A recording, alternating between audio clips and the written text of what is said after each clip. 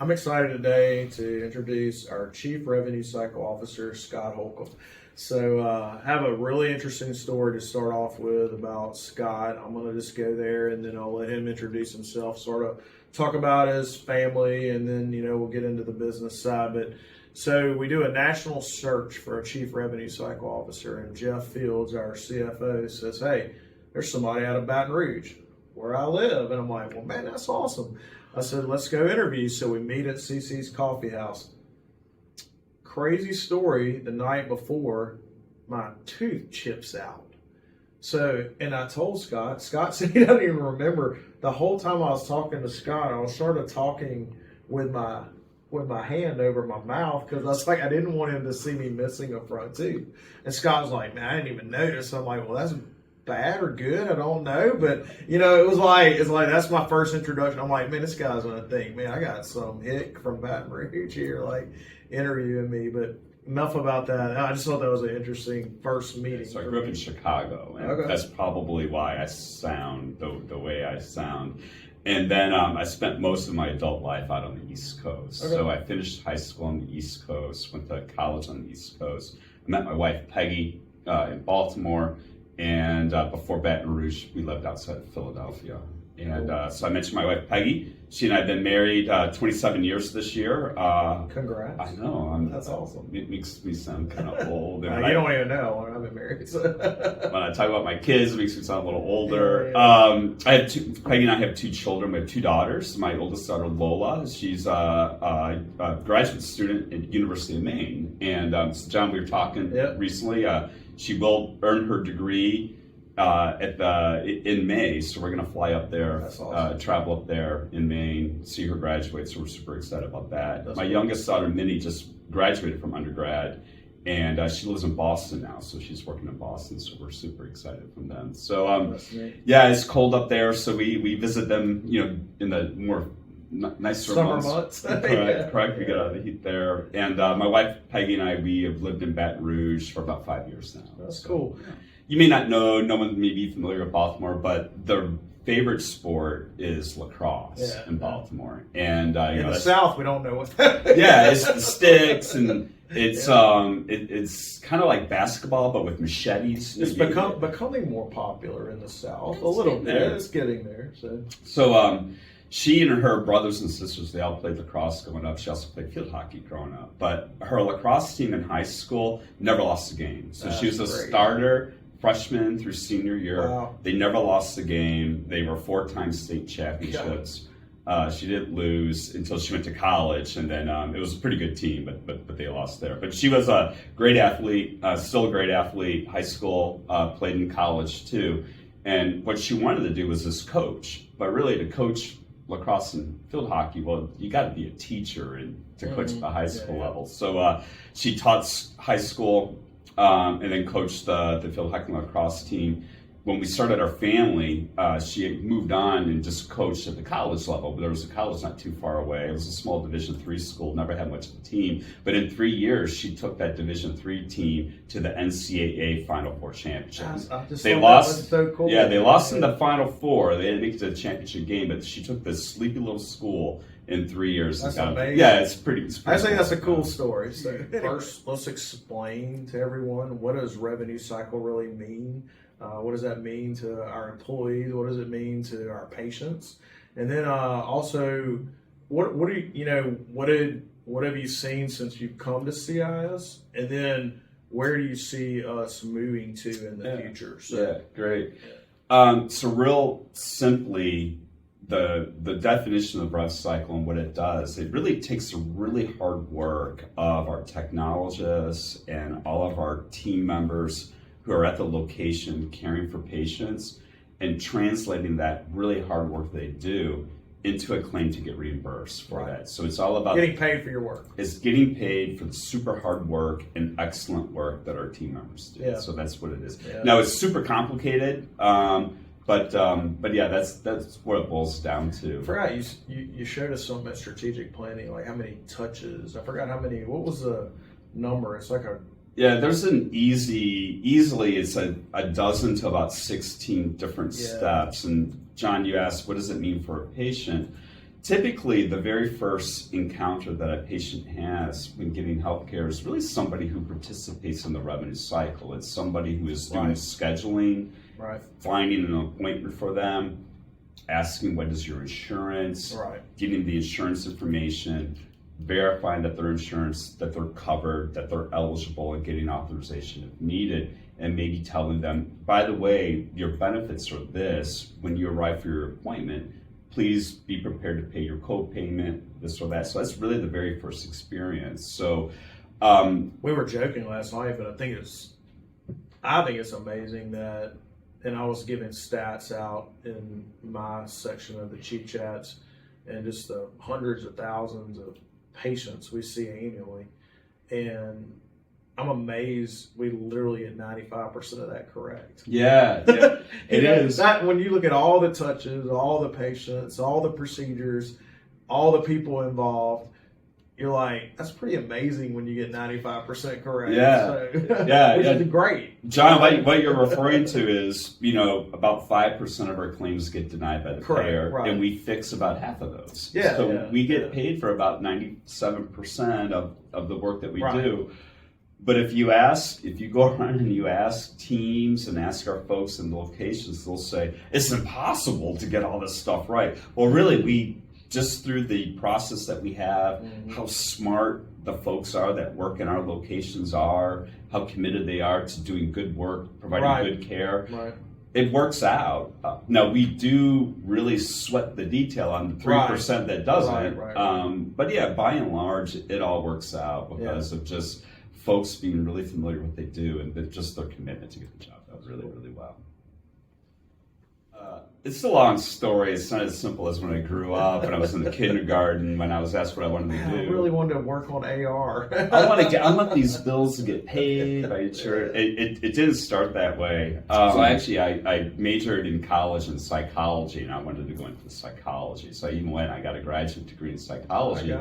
And for a few years, I worked as a family therapist, and I worked with children and their families, and I did that. I was really not good at it at all. I was not good. My patients didn't get a lot better, and I wish I was joking, but I was not terribly good at it.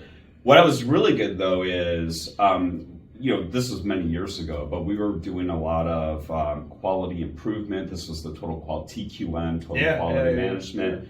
The organization I worked for wanted to become a Baldrige Award winner. And so, I started working on those projects, which were really analytical, and it was new process. And I found that if I put some time into that, I could actually see a lot of improvement with the organization. Maybe not the improvement in the families I was working with, sadly.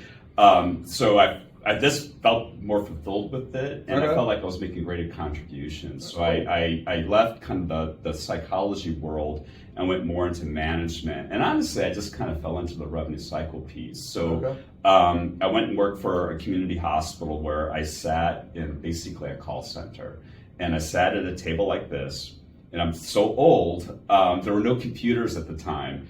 And I would get files from either clerks or physicians. That's how I started in healthcare. It was like paper files. Got a file. Doctor wanted to do a procedure, a surgery a week later, and I had to call the insurance company. We had phones. I had to dial the insurance company and get authorization. That's how I got started. And my first management role was at the Johns Hopkins Hospital a few years later, where I did manage their outpatient call center. So they had a pretty big outpatient piece. So I fell into that, and then a few years you start working AR, you start getting into coding, and before long I was able to kind of touch all the different pieces of the revenue cycle. But that's cool. But yeah, a rehabilitated psychologist. Finding sort of an interesting way to get there, right? Not the route most people take, but so tell us where you were before Capital, and then what intrigued you about coming to Capital Services. Yeah, it's great. So I know I've asked you that a bunch of times. So. No, you bet. So I think I mentioned to you, I've lived in Baton Rouge for about 5 years. So I moved down here in 2020 because I took a job with Emeticis, which is a large national home health hospice company, but headquartered here in Baton Rouge that you're very familiar with. Right. Yeah. And you know many of the people that I work with there. So the coming to Baton Rouge was the result of I had an employer that actually got acquired, and so kind of things got disruptive, and I didn't want to stick around there in Philadelphia. Okay. I was actually looking for a warmer climate too, so I was up for moving. And so Medicine was looking for a leader. The revenue cycle leader was retiring. She did a great job. They're looking for somebody to come in and keep both hands on the wheel. When I started getting the call from Capital, and right away, the talk was, look, we're really expanding really quickly, and we're adding more locations. We're going into more markets, and we just really need someone's help to come in and help organize the revenue cycle for this growth. Well, I was experiencing just the opposite where I was. You're waiting for this acquisition to happen. You can't do anything. You don't make any moves. And I was just kind of showing up every day, just keeping the wheels on track. Hands on the wheel. Yeah, but the idea of working for a growth-oriented organization, they really had a lot of opportunity to tie things together. It sounded great. Visiting with you at CC's, not knowing at all that you had a chipped tooth, but hearing about the sales and marketing, the different parts of the organization were super exciting. Acquisitions, all that. Jeff was great, talking through them. I met with Elise and Caroline as part of the interview process, and I thought, man, he has a super strong team here. He really has been able to build a great team. I want to be part of that team. That's awesome. All right, Scott. I call it rev cycle. I don't say revenue cycle. So cut things short in the South. So our rev cycle, where do you see that going? What's your vision for rev cycle? Where, what technology are we using? A lot of people hear AI. Like, are we using any of that?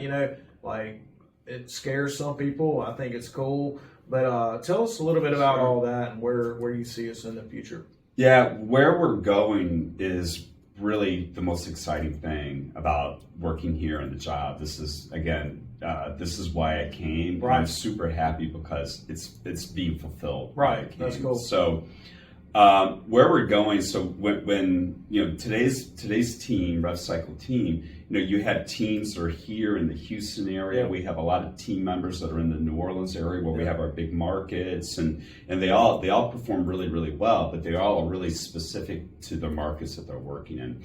So where we're gonna go is, rather than having a Houston Rev Cycle team, a Metairie, New Orleans Rev Cycle team, maybe soon to be in Atlanta, rather than having these teams in the different markets, we're going to have one team, and they're going to be organized by the function that they perform. So we'll have one team that really helps with a lot of the scheduling, the pre-registration, benefits, and insurance. We're going to have one team that's really going to head up when charges come in. This is how we're going to bill. This is how we're going to code for them. I don't mean computer coding. I mean the diagnosis, the procedure, really making sure it's lined up. Make sure it matches. Yeah. We're going to have one team. It doesn't matter if you are sitting in Houston or Atlanta or New Orleans, but we're going to have one team that will follow up on all of our claims with the insurance companies to make sure we get paid right. So they may sit in very different spots, but they're all going to be one team instead of the several really high-performing teams that we have today. But we're going to align it that way.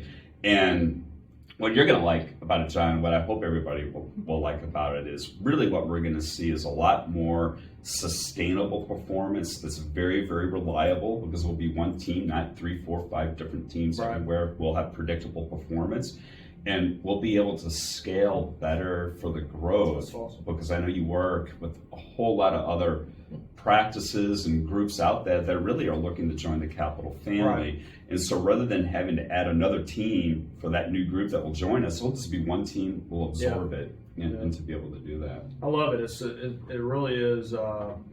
It's been neat to watch you try to, I guess, guide us into the future, making us, more efficient, making us, more sustainable, over the long term, making us more efficient. I'm going to ask you one more time.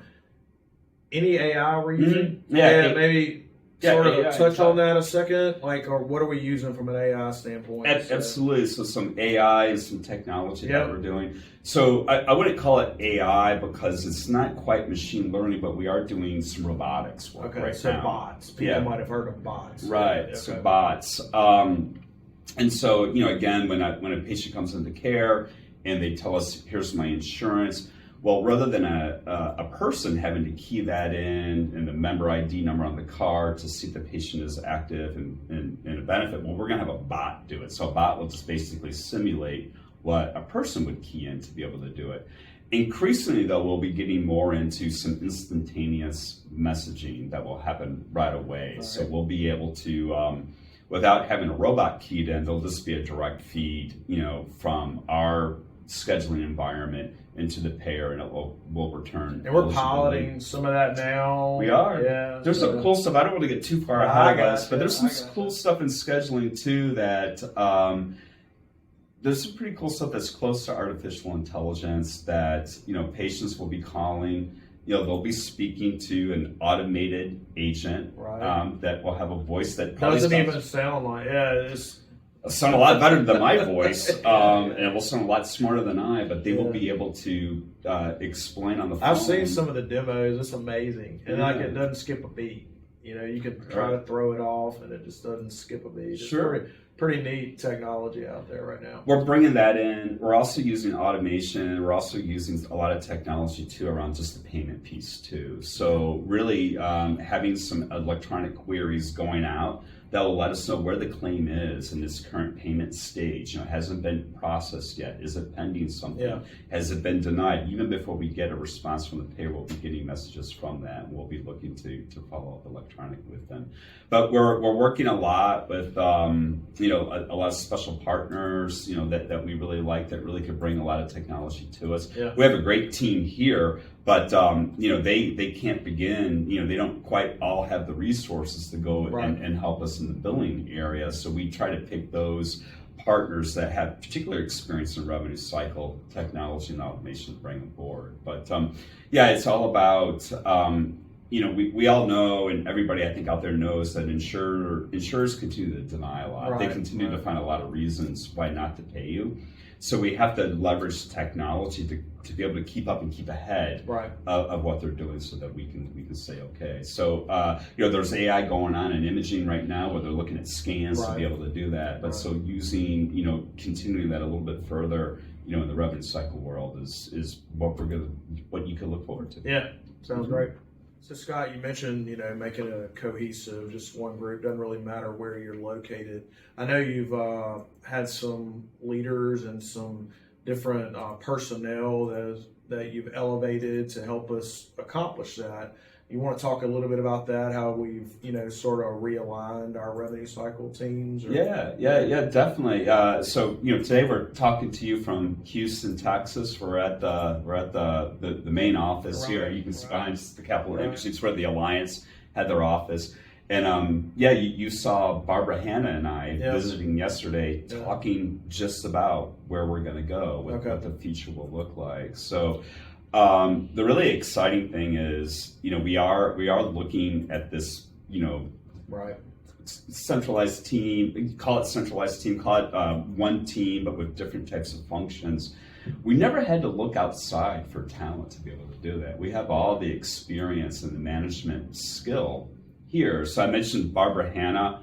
So we've been spending quite a bit of time. She's the revenue cycle leader here in Houston. So she's responsible for all the collection activity, the working with the payers, getting paid. And we visited with her, and she's going to be a key piece to how we absorb new business in new markets without having to just bring on all these teams all over the place. And Barb's not alone. So everybody knows Jennifer McGovern really, really well. So shout out to Jennifer in our Metairie office. So everybody's familiar with her. So she will be helping us. She'll continue all the great work that her and her team are doing with bringing patients into care, giving them the care that they need in the New Orleans market. But she also is going to be a key contributor with our new friends in Houston MRI, and soon to be OPI as well. So both of them have a big scheduling teams that she'll be responsible to look over as well. She's always been in revenue cycle, Rita Marshall. She continues to work with Greg in the Southeast region. She did an amazing job with all the pre-registration there. There's some great news coming out, just lower denial rates, and really show. I think Rita, it's sort of neat. It sort of shows where if you have success locally, how you can help us as a company. Yeah. Her site always had like the highest accuracy in the company. Yeah. And we're like, okay, what is she doing that's different than everyone else? And it made us sort of notice and take notice, and then you've actually now you're using her in the whole company. So, Absolutely. yeah. Rita is in a position now. She's a vice president. Barb, Jennifer, all VPs within the company. Rita is a vice president of you could call it registration, pre-registration, but her success in the Southeastern market, which is a big market, it covers a number of states and a number of different payers. Right. It's not easy. Right. There are different Blue Crosses, there are different Medicaids. Right. And she did an amazing job with Greg, and will continue to do so with Greg, but she's also going to do an amazing job for the whole company. That's cool. So Jennifer, Rita, and Barb, they're gonna be key contributors on how we organize ourselves as one team. They're gonna be, they're gonna look after the functions that are super important, and again, they're gonna give you a team.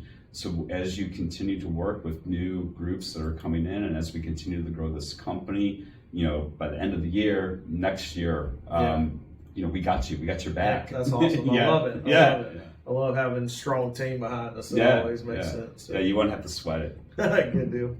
So a lot of times a patient will come to one of our facilities. We do our best. We I guess go to the insurance companies, see if they owe any money for the procedure they're going to have, and we typically do that either online or through a portal or something like that, and we get a number, either say, hey, you owe 0 or you owe X. Mm-hmm. And then a lot of times, after the process goes through, we file it, find out what we get paid from the insurance company, and then the patient typically gets an EOB, correct? Mm-hmm. Explanation of benefits. And when they get it, they're like, man, I didn't know anything, and they collected $200 from me. I want my money back. Why did they collect $200 from me? So tell us, Scott, how does that exactly happen? So, right. It's a source of frustration for patients. Certainly you don't want to have to pay money that you don't have to. What happens is when a patient comes to us for a visit, we verify their benefits and we verify their coverage when we receive the referral, when we see the order from the physician who needs a study. At that time when we verify, that is the current copayment, but more importantly, it's also the current deductible that the patient has left on their plan. Then we will see the patient usually several days later. Right. Often what we find is patients who come, it's because they suffer some type of injury. Correct. And they needed some They could have gone to the ER, whatever. Exactly. ER, maybe they had a procedure, maybe they had some treatment, and their treating physician wants to see how they're looking and needs to study. Right. Those bills from the ER, those bills from the prior treatment, they haven't yet been adjudicated or paid or processed by the insurance company, so they haven't been applied yet to the deductible that we found when we scheduled the patient. More often than not, that's what results when patients pay money only to find out later that they didn't really have to pay that much. But more often than not, it's the opposite. We typically would more under collect than over collect, correct? Like in most cases. By and large, we're addressing those patient concerns who paid a deductible that we quoted them only to find out it wasn't necessary. More often than not, probably 9 times out of 10. Right. Well, the material that we did receive either was not correct, or maybe we struck some other type of arrangement with the patient, but we didn't collect exactly what the patient owed to us. So then we have to send them statements, and they call and they say, well, I paid you when I saw you, and we have to explain, well, what we collected from you, was not the full coverage that your plan has for you, and we have to correct a few things. And it sounds like, well, how do you not know that with the technology we have today? And I guess it goes back to what you said. They could have gone to the ER the night before. They're just claims haven't processed through. And so that makes it a little difficult. You don't have real-time information, which you would think we'd be getting there at some point, where we have real-time information. There are delays. Providers like us will see a patient. We'll have to go through our process, but we often won't drop a bill to the payer for another 3, 4, 5 days after we saw a patient. Hospitals will take even longer because there's coding, but if you're at a hospital, you have often imaging in the ER, you have labs, you have your physician. There are a lot of services that need to be included in the hospital bill that could result in a delay in sending that as well. But typically it is delays. where insurers receive all the information from other medical providers that result in what we quote at the time is correct, but it's updated later that could impact what the patients paid us and what we owe them. All right, Scott, we're going to reverse roles. All right. You asked me a question now. Yeah. So, all right. Good. Something that I'm interested in hearing more about, and I think our teams here and those watching this video might be interested in. I haven't always been in radiology. I'm kind of new, and I got my start. I talked earlier about working at hospitals. Right. And another reason I was interested in coming to Capital is it's this independent group, unaffiliated with hospitals. What are kind of the advantages of just an independent radiology group, even from pricing, even from availability of care? What would a patient benefit from by coming to an independent group such as ourselves, as opposed to kind of the larger health systems that offer imaging services? I tell people it really starts from the beginning, just ease of, you talked about it a little bit, ease of scheduling. You're not going through the bureaucracy of a whole hospital and getting tossed around to different departments. Typically, you can either call us up, get it faxed, over the internet, some type of way. Even we can do it online. We get so many emails that's scheduled now. So I think that makes it a little easier. It's just the accessibility, getting you in quicker. I mean, today there's so much imaging in facilities, outpatient, doctor's offices, there's imaging everywhere. And the backlogs in our healthcare systems right now are pretty, you hear of stories where they're, it's a month before I can get an MRI, or it's 2 weeks before I can get a CT. We can typically get you in a lot faster than that. And for emergency purposes, we try to get people in 24 hours, 48, so I think just access is one. I think that's a big advantage. And then I know this sounds sort of cheesy, but ease of parking. Yeah. You pull into our parking lot, and you're right that you walk out 10 steps and you're at the MRI. I don't have to go through 15 hallways in a healthcare system. Parking garages, paying. Ours are free. And I just think those two things are. And then you can start getting into the aspect of, what is the most cost-effective method, and what are from a patient standpoint, and we're always going to be your more cost-effective method. And people are like, well, but it's not a hospital. I'm like, we have the same equipment as hospitals. Our equipment's no different than a hospital in most situations, unless you get really high-end clinical trial type stuff. And we do a lot of clinical trials, even in our facilities. So, again, what does that typically look like? You might have a bill for $700 to $1,000 in a hospital, whereas our bill might be anywhere from $500 to $300. So pretty significant savings, really, for the patient and really for healthcare in general. You're just doing it at a more effective, setting, more efficient setting, more cost-effective setting. And so, there's so many advantages like that. And then one that people don't even think about a lot, and you sort of mentioned it earlier, when you go into a hospital and you have a procedure done, do you know how many bills you end up getting? You get one from the hospital, I get one from the radiologist, I get one from the pathologist, I get one from the ER doctor. You get 5-6 bills. When you come into one of our independent imaging centers, you don't get a separate bill from a radiologist. You get one bill if you get a bill, and it's just one global amount, and that's what we get paid. Yeah. I think on the back end that makes it even easier. It's like I don't have to wait. Like, am I going to get another bill for this procedure? No, you just get one from one of the Capital Imaging Services sites. But thanks for asking me a question, because I love bragging on our companies and how we're the most cost-effective method. So that's awesome. Scott, it's been great getting to learn a little more about you. Also, our employees learning more about you and what your role is within Capital, and about your family and where you're from. Interesting stories. So I appreciate you coming on board. I think it's been really good for Capital Imaging. I think you bring a different perspective into our company, which is really great. It allows us to look at it differently. How can we, I love, like the other day you were talking about, just like, hey man, we got we got to break it to build it back up, and it's like, that's cool. I like that. And it's like, it's going to make us better in the future. And so I'm excited you're here. I'm really looking forward to working with you, many years to come, watch us grow to where we get to. And anyway, thanks for being here today. It's great to be here too. And I'm excited as well. And the story that we have is a great one. I'm super happy to be part of that. Sounds great. Thanks. Yeah.